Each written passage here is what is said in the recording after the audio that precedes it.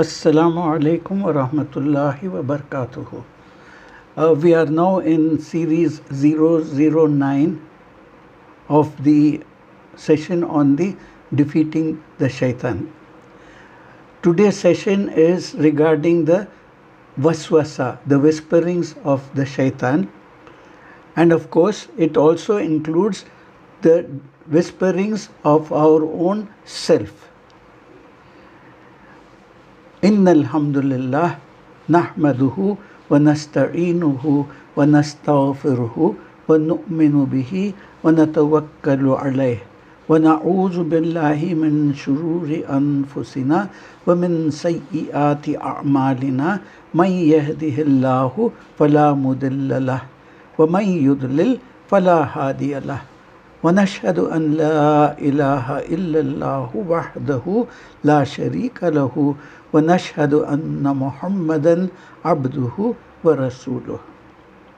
Before I proceed further, I would like to make a small correction to the previous talk that we had. There was one ayah from the Quran which I had mentioned of Surah Al-Mu'minun, Surah number 23. The ayah was, repel evil with that which is better. We are best acquainted with the things they utter. By mistake, I had mentioned ayah number 96, but I stand corrected. The ayah number is 36. Jazakallah khairan for this correction. Okay, let's start. One of the tricks of the Shaytaan is to try to convince us that we are stuck in one of the three types of nafs. In the previous session, we had mentioned about three types of nafs, which is the self. One is nafsul ammara, the next is nafsul lawwama, and the third is nafsul mutma'inna. All these three refer to the self. And a brief description of these I had given in the earlier session. Now, how does the Shaytaan try to convince us when we are stuck in one of these three types of nafs? If we take nafsul ammara, which encourages one to do evil, the Shaytaan tells us, this is who you are. You cannot change. You are a sinful person.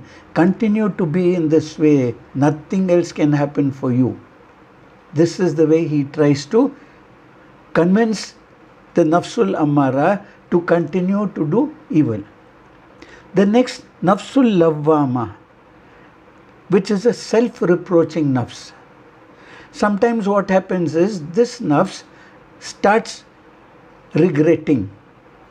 And sometimes it is not a positive regret, it is a negative regret. The Shaytaan says there is no need for you to take any action since you have already done it. There is no need to seek forgiveness. There is no need to even do tawbah. Can you imagine how much we lose when we don't ask Allah for forgiveness for any wrong we have done and we don't do tawbah? In the nafsul mutma'inna, the nafs is satisfied. Yes, of course. The Shaytaan convinces you to such an extent, it says, hey, boss, this is enough. You don't have to improve. If you try to go any further, you see the path is very dangerous. So it's enough if you do this much and settle with this itself. Now, we fail to realize that we can change the nafs. In Surah Ar-Ra'd, Surah number 13, Ayah number 11, the interpretation reads, for each person there are angels in succession, before and behind him. They guard him by the command of Allah. Verily, Allah will not change the condition of a people as long as they do not change their state of themselves. But when Allah wills a people's punishment, there can be no turning back of it, and they will find besides Allah no protector. So Allah very clearly mentions that if there is any change that we want, we should first change ourselves. It is easy to become cynical in this. But it is also something else to tell ourselves that we need to change first before trying to change others. And we must realize that at any point of time, we could be in any one of the above three stages. We can't be in the same stage permanent. Yeah. Now, let's go to the word waswasa. If you just listen to that, it sounds this is the sound. That is was. It is a beautiful, faint vocal sound. The question comes, are these actual sounds? No. It is an internal voice. It is the thoughts.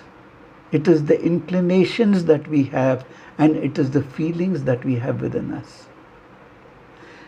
People find it very difficult to differentiate between the waswasa of the shaitan and the waswasa of our own self, our own nafs. We have to be very careful in this. Now, waswasa is either from the self or the shaitan or the shayateen. Right? Now, let us look into what happens when the waswasa comes through to our own selves.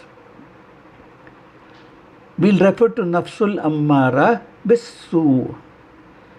Surah Qaf, Surah number 50, ayah number 16 mentions, and indeed we have created man, and we know what his own self whispers to him, and we are nearer to him than his own jugular vein. How is it nearer? By the knowledge of Allah subhanahu wa ta'ala.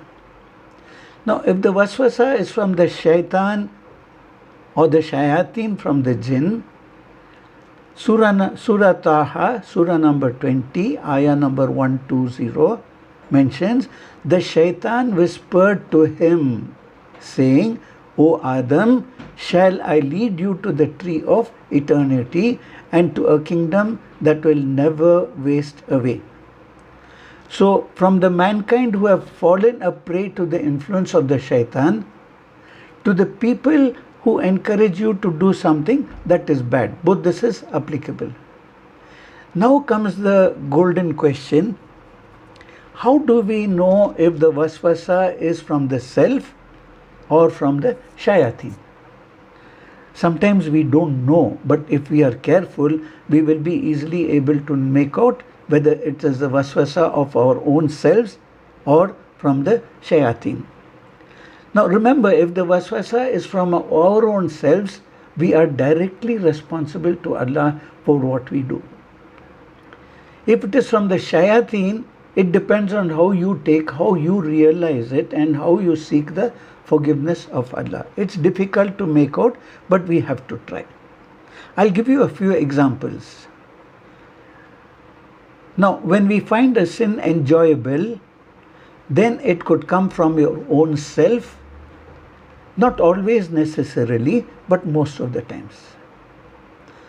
Then if one is encouraged to a sin and you're not normally inclined towards it, but it's not enjoyable for you also, then it is from the shaitan. You're encouraged to do something bad, but you're not inclined towards it, and you really don't like what you're doing, then that waswasa is from the shaitan. Now, normally the shaitan uses a step-by-step process. Footsteps of the shaitan is what it is called. A person who has not tasted alcohol, let us take an example of this. The immediate response would be no. He may use a process when he is with friends who drink.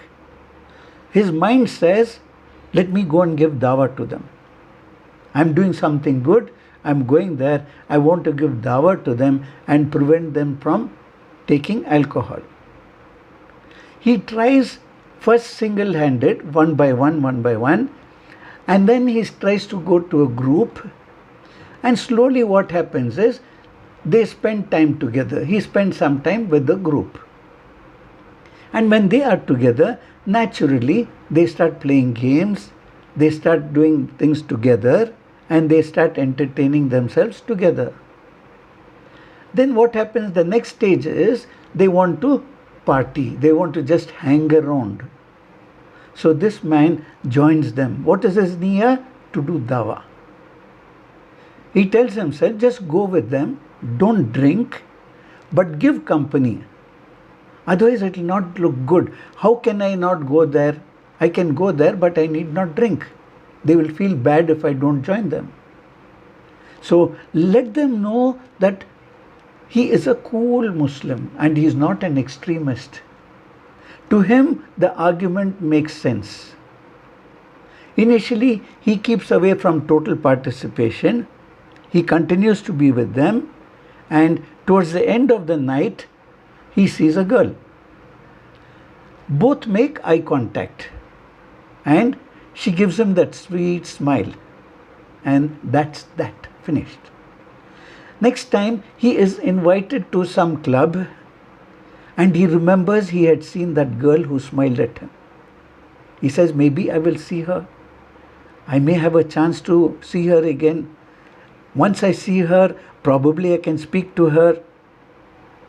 So, and like this, I can take it forward. He starts liking her, and this continues. The next step, he sees her, and as this proceeds, she takes him to the bar and she orders a drink and asks him if he wants a drink. Now, naturally, he feels like he wants to stop. He does not want to take the drink. He wants to decline the offer. But here comes the shaitan. The shaitan whispers, "Hey, impress her. Just make her to like him." He immediately orders his very first drink and takes his first sip. Now here the shaitan and the nafs are involved. And lot of it is the waswasa. This continues for a certain period of time, and then this becomes regular. The shaitan has done his job. Now he steps back.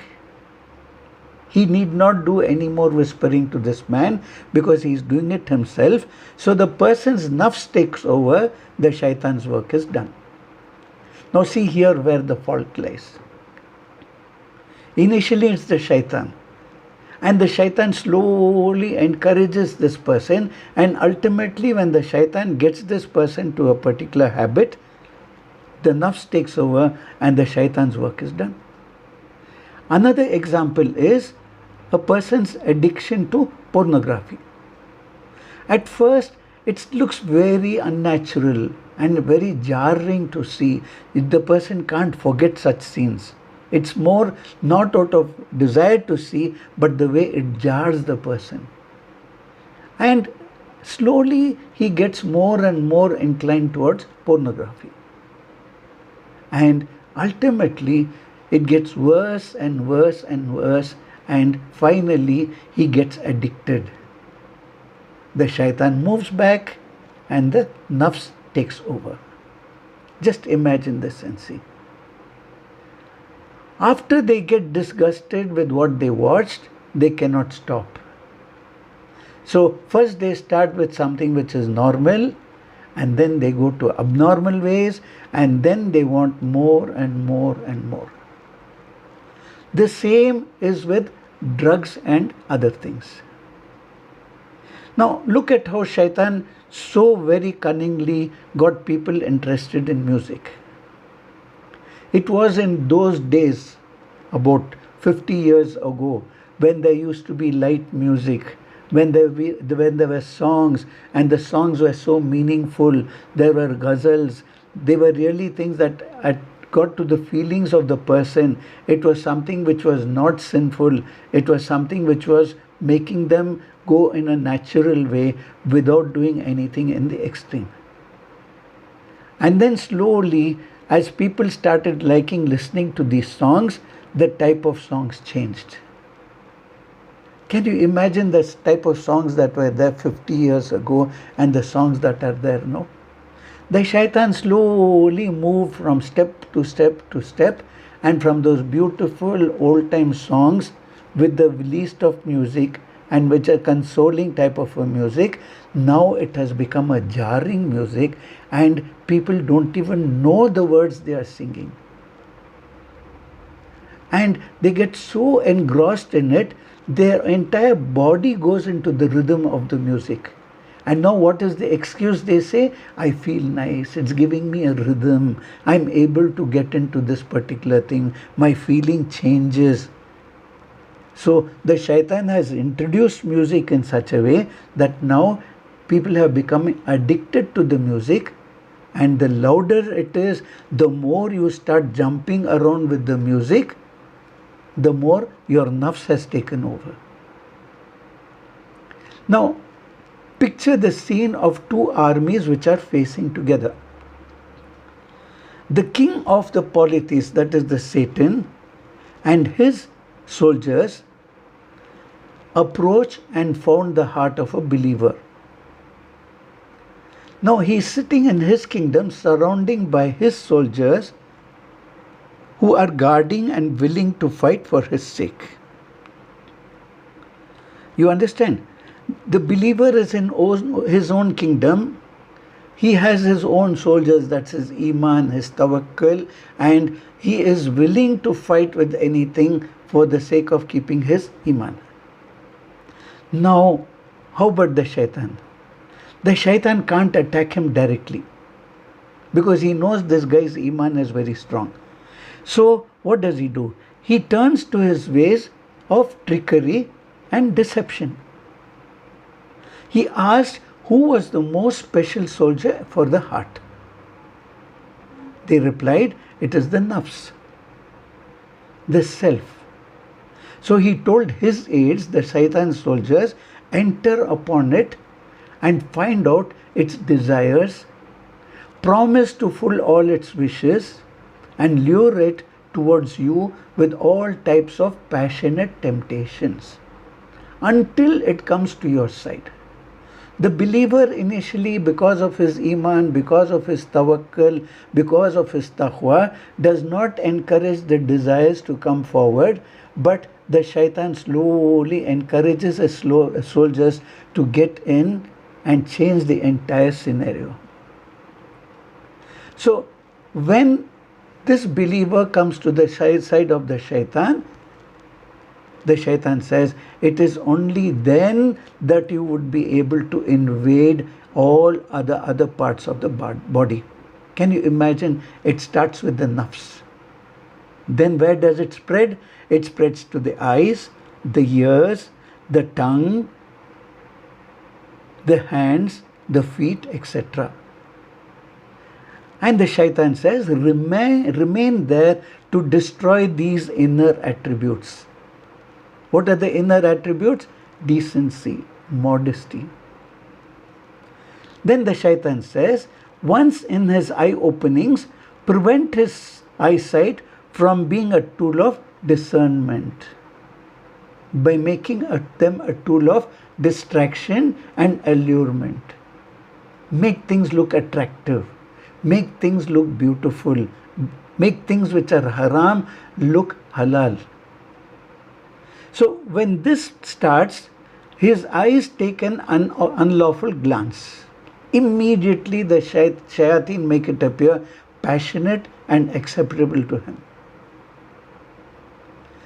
The shaitan says, I have not corrupted the children of Adam with anything more than his sight.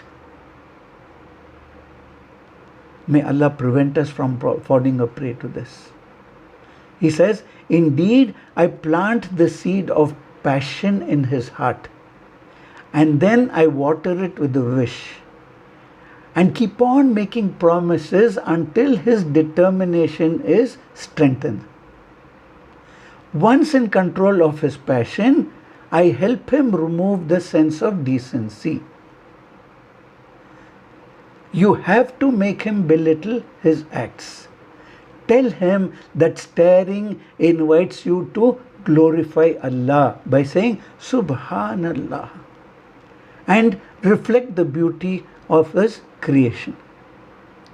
There's a hadith where the Prophet ﷺ says, the first look of the eyes at something which is not which you're not supposed to look at is pardonable. So what does the shaitan say? Yes, it's the first look, but keep the look as long as you can, and then you can turn away. See how the shaitan traps us in this. Inshallah, we'll continue on this in the next session. This is a very important session where we try to realize how far we are responsible through our own nafs to disobey Allah.